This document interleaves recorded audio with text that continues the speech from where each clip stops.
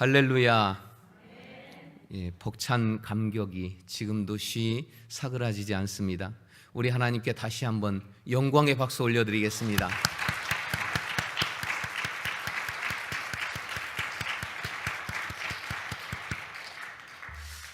어느 산골 마을에 닭 농장이 있는데 200여 마리의 닭들이 전쟁이 일어났습니다.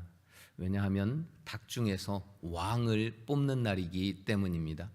수탉들은 서로 왕이 되겠다고 피를 튀기며 싸우다가 결국 다 기진한 2마리의 닭이 남았는데 그 중에서도 한 마리가 최종 승리자가 됩니다.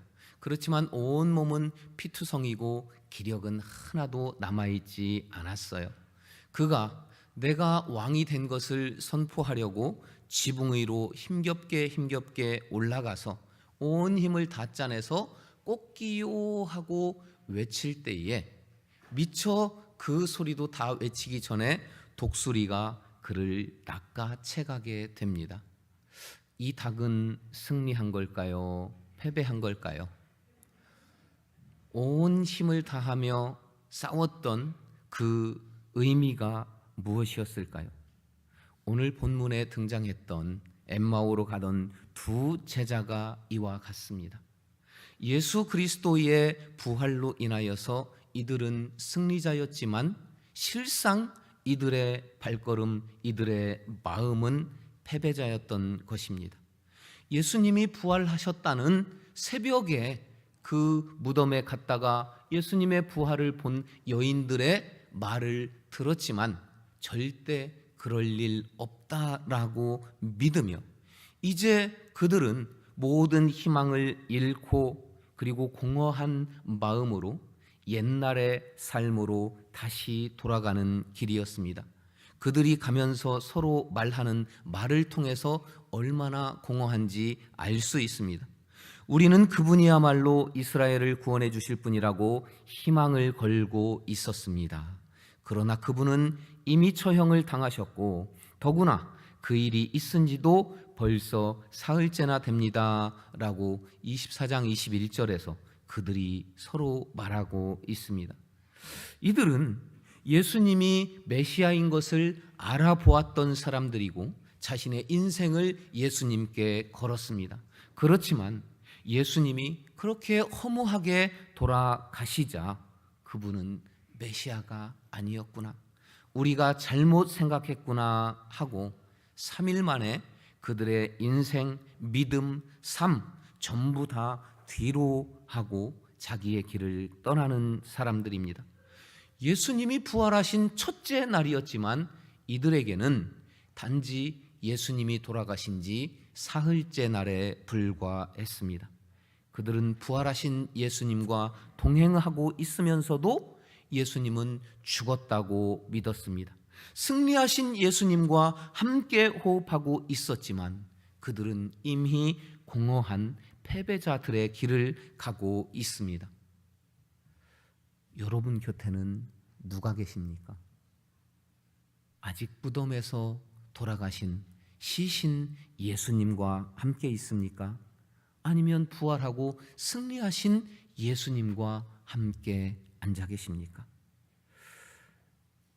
만약에 여러분이 죽으신 나를 위해 십자가에 돌아가신 그 예수님만 붙잡고 살아가고 살아나신 부활하신 예수님을 품지 못한다면 우리도 저 엠마오로 가고 있는 공허한 2 제자와 다를 바 없을 것입니다. 예수 그리스도의 승리, 예수 그리스도의 부활, 그 능력 오늘 우리 한 사람 한 사람 모두에게 임하시고 승리와 감동과 감격을 누리는 기쁜 주일이 되시기를 주님의 이름으로 축원합니다. 예수님이 절대 다시 살아나실 리 없다고 굳게 믿었던 그들이 예수님과 더불어서 하루 종일 동행을 하다가 어느 여관에 날이 저물자 들어갑니다. 그곳에서 예수님이 축사하시고 떡을 떼어 주신 것을 먹자마자 그들의 눈이 밝아져서 예수님이신 줄 알아보게 됩니다. 그리고 예수님은 그들에게서 이미 사라지십니다. 오늘 본문의 말씀을 통해서 우리에게 주시는 하나님의 말씀 메시지를 확인해 보고자 합니다. 먼저 제가 질문을 할 때에 여러분의 믿음대로 대답하시기를 바랍니다. 여러분은 예수 그리스도가 부활하신 나의 주님이시라는 사실을 믿으십니까?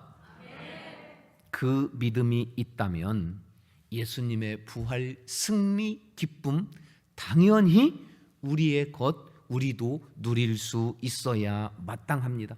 여러분은 그럴 자격이 있다는 것입니다. 그런데 현실은 부활의 승리 기쁨을 누리지 못하는 이들이 너무나도 많은 게 문제입니다. 감동도 좀 되고 가슴도 좀 뛰고 설레이고 기뻐야 되는데 오늘 이른 아침 잠에서 깨자마자 부활의 승리 그 느낌, 감격이 여러분들의 마음을 설레게 했나요? 조금이라도 그 감격이 몰려와서 찬양하지 않고서는, 기뻐하지 않고서는, 내 몸으로 뭔가 표현하지 않고서는 견딜 수 없는 그 감격이 있으셨냐 말입니다. 사탄은 예수님의 부활을 막지 못했어요. 그래서 그의 작전을 바꾼 것이 부활의 기쁨을 우리가 누리지 못하도록 하는 것으로 사탄은 방법을 바꾸었습니다. 여러분 엘리야를 아시지요?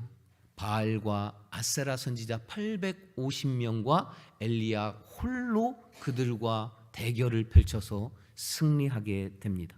850명 다 기손 시냇가로 데려가서 그들을 다 죽입니다. 피가 내를 이루어 흐를 정도로. 그리고 하나님의 승리의 기쁨을 만끽합니다. 그러나 바로 하루가 채 지나지 않아서 그 다음 날 이세벨이 내일 이 시간이 되기 전에 반드시 너를 죽이겠다는 그 소식을 듣고서는 하루아침에 기쁨과 감격, 승리 다 날아갑니다. 완벽한 승리가 완벽한 패배자로 바꾸어서 그는 광야를 향해서 살려고 3일 동안이나 브엘세바 광야로 들어갑니다.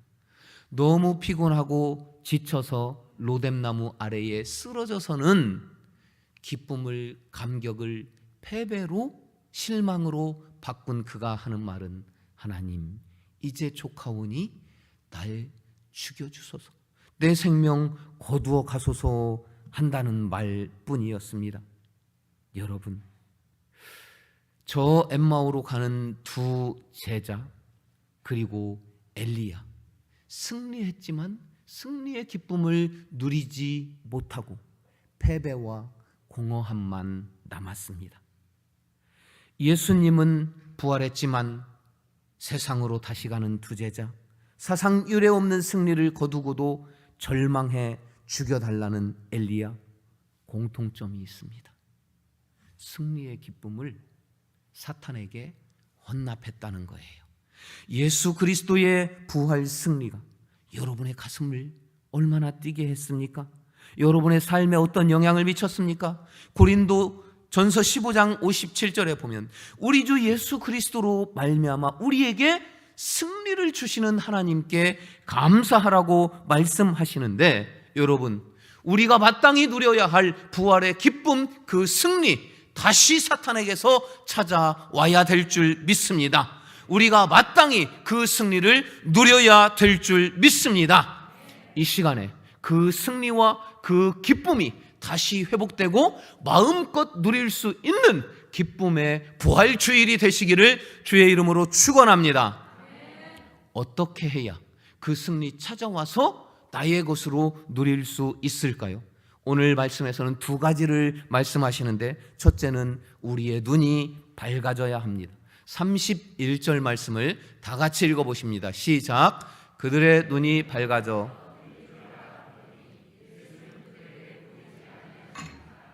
두 제자는 종일 예수님과 함께 가면서도 알아보지 못했지요. 예수님이 변장을 한 것도 아니지만 죽었다고 굳게 믿기 때문에 살아있을 리 없다고 믿었기 때문에 함께 있어도 눈이 떠서 보고 있었지만 알아보지를 못하는 거였습니다. 그들의 눈이 가려졌기 때문이지요. 여러분, 발람이라고 하는 선지자도 눈이 가려져서 살 길인지 죽을 길인지조차 모르고 가려던 사람이었습니다. 민수기 22장에 보면 발락이라고 하는 모압 왕이 발람이라는 선지자에게 우리 모압을 축복하고 이스라엘을 저주해달라는 부탁을 하면서 많은 재물을 갖다 줍니다. 발람이 마음이 흔들려서 나귀를 타고 길을 나섭니다. 나귀의 영안이 하나님이 열어주셔서 그 길 가운데에 큰 칼을 들고 서 있는 하나님의 사자를 나귀는 보지만 발람은 보지 못합니다. 멈추어서 가지 않으려고 발버둥치는 나귀를 향해서 발람은 채찍질을 하고 매질을 합니다. 그때에 하나님께서 발람의 눈을 열어주십니다. 민수기 22장 31절에 그때에 여호와께서 발람의 눈을 밝히시매 여호와의 사자가 손에 칼을 빼들고 길에 선 것을 그가 보고 머리를 숙이고 엎드리니. 여러분, 눈이 닫혀 있으면 내 한 발 앞에 죽음이 있는지 축복이 있는지 구별하지 못합니다. 눈이 닫히면 예수님이 부활하신 그 예수님이, 살아나신 예수님이 지금 이곳 가운데 내 옆에 앉아 계실지라도 보지 못합니다. 눈은 떴으나 보지 못하는 저들과 같이 되시렵니까? 아닙니다. 여러분의 눈이 밝아져서 하나님께서 이 시간에 우리의 눈을 밝히셔서 살아계신 예수 그리스도를 보게 되고 그 예수님과 함께 기쁨을, 승리를 누릴 수 있게 되시기를 주의 이름으로 축원합니다. 두 번째로는 우리의 가슴이 뜨거워져야 한다는 것입니다. 본문 32절에 보니 그들이 서로 말하되 길에서 우리에게 말씀하시고 우리에게 성경을 풀어주실 때에 우리에게 말씀을 들려주실 때에 우리 속에서 마음이 뜨겁지 아니하더냐. 마음이 뜨겁다 하는 이 뜨겁다는 헬라어는 카이오인데요, 카이오는 불 붙는다 하는 뜻입니다. 선지자 중에 예레미야를 아시지요? 예레미야는 축복, 용서를 선포하는 선지자가 아니라 파멸과 멸망을 선포하는 선지자였습니다. 그래서 늘 입만 열면 너희는 파멸한다, 너희는 다 멸망할 것이다. 그러니 모든 제사장들, 서기관들, 모든 백성들, 장로들 다 예레미야를 미워했습니다. 그를 채찍질하고 때렸습니다. 감옥에 가두었습니다. 굶겼어요. 그래서 예레미야는 하나님의 말씀을 전하는 것이 너무나도 힘들고 괴로웠습니다. 그가 멈추었을까요? 멈추지 않았습니다. 왜일까요? 예레미야 20장 8절 9절은 그가 말합니다. 내가 말할 때마다 외치며 파멸과 멸망을 선포함으로 여호와의 말씀으로 말미암아 내가 종일토록 치욕과 모욕거리가 됨이니이다. 내가 다시는 여호와를 선포하지 아니하며 그의 이름으로 말하지 아니하리라 마음에 결심을 하고 나면 내 마음이 불붙는 것 같아서 골수에 사무치니 답답하여 견딜 수 없나이다. 그래서 예레미야는 말씀에 마음이 불붙어서 견딜 수 없어서 날마다 고통을 당하는 중에도 하나님의 말씀을 선포하며 다녔던 것입니다. 엠마오로 가던 두 제자나 예레미야는 하나님의 말씀을 들을 때에 마음이 뜨거워졌는데 마치 불타는 것 같은 뜨거움을 느꼈기 때문에 그들이 완전히 돌아설 수 있었습니다. 그렇지 않은 사람들은 환경에 매이게 되고 환경에 끌려서 살아가게 되지만 마음이 하나님의 말씀에 뜨거워진 사람은 환경을 압도하고 환경을 지배할 수 있는 능력이 생기는 것입니다. 사랑하는 성민 가족 여러분, 하나님의 말씀에 반응하시기 바랍니다. 말씀을 받을 때에 우리의 심령 가운데 불이 붙는 것 같은 은혜를 누리시기를 바랍니다. 말씀에 반응하여 사탄에게 빼앗겼던 승리의 기쁨을 되찾아 오시고 오늘 마음껏 찬양하며 기쁨의 거룩한 주일이 되시기를 주님의 이름으로 축원합니다. 이제 말씀을 마치려고 합니다. 두 제자, 눈이 열리니 부활하신 예수님이 보이기 시작합니다. 말씀에 불붙으니 뜨거워지기 시작합니다. 부활의 기쁨, 승리를 빼앗겼던 저 사탄에게서 다시 찾아오고 회복하는 데 성공합니다. 그래서 기뻐하고 누리는 데에 끝났을까요? 여기에서 끝나지 않습니다. 오늘 33절을 다 같이 읽으십니다. 시작. 곧 그때로 일어나 예루살렘에 돌아가 보니 11 제자 및 그들과 함께 한 자리에 모여 있어. 여러분, 발걸음을 돌려서 어디로 갑니까? 교회로 갔습니다.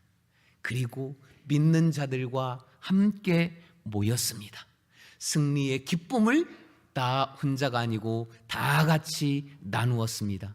거기서 끝났을까요? 세상으로 나가서 예수께서 부활하셨다, 예수께서 승리하셨다, 이 소식을 전하고 선포하는 데까지 나갔던 것입니다.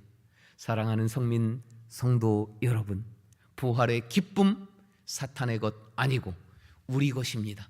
저를 따라서 외칩니다. 부활의 승리가 나의 것이다. 부활의 승리가 우리의 것이다. 부활의 승리가 믿는 모든 자의 것이다. 선포한 대로 되시기를 주님의 이름으로 축원합니다.